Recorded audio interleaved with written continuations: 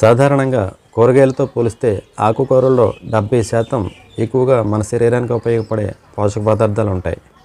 అయితే ఈ ఆకుకూరల్లో మనం అతి తక్కువగా వాడే ఆకుకూర ఏదంటే బచ్చల కూర. తోటకూర, గోంగూర, చుక్కకూర, మెంతికూర మొదలగునవన్నీ మనం రెగ్యులర్గా వాడతాం. కానీ ఈ బచ్చల కూరను మాత్రం అప్పుడప్పుడు ఏదో సిచ్యువేషన్ వచ్చినప్పుడు మాత్రమే దీన్ని వాడుతూ ఉంటాం. ఈ బచ్చల కూర మనకు 2 రకాలుగా బయట దొరుకుతుంది. ఒకటి తీగ బచ్చలి, 2 దుబ్బు బచ్చలి.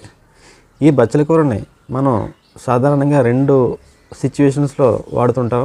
ఒకటి ఇప్పుడు కార్తీక మాసం వచ్చినప్పుడు ప్రతి ఇంట్లోనూ రెగ్యులర్గా కందా బచ్చలి వండుకుంటూ ఉంటారు.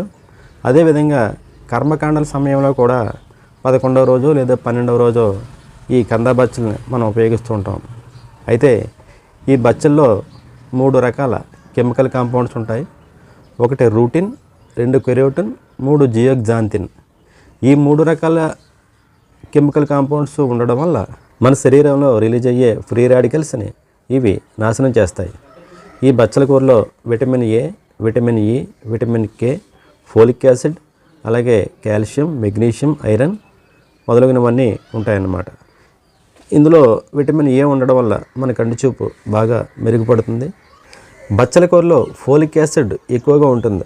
అందువల్ల ఇది రక్తహీనతను నివారిస్తుంది. బచ్చల కూర తినడం వల్ల మలబద్ధకం నివారించబడి మనకు మోషన్ ఫ్రీగా అవుతుంది. బరువు తగ్గాలనుకున్న వారికి ఈ బచ్చల కూర ఒక మంచి ఔషధంగా చెప్పవచ్చు. బచ్చల కూరలో కాల్షియం ఎక్కువగా ఉండడం వల్ల మన ఎముకలు మరింత దృఢంగా మారతాయి.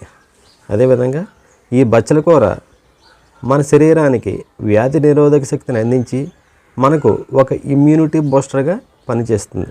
క్యాన్సర్ కారకాలను ఇది నిరోధించి క్యాన్సర్ మన శరీరానికి రాకుండా చేస్తుంది. కాబట్టి ప్రతి ఒక్కరూ కూడా కనీసం వారానికి 1 రోజైనా సరే ఈ బచ్చల కూర వండుకొని కందా బచ్చల కాంబినేషన్లో కానీ శనగపప్పు బచ్చల కాంబినేషన్లో కానీ వండుకొని తిని మరింత ఆరోగ్యవంతులుగా మారుతారని కోరుకుంటున్నాను. Thank you.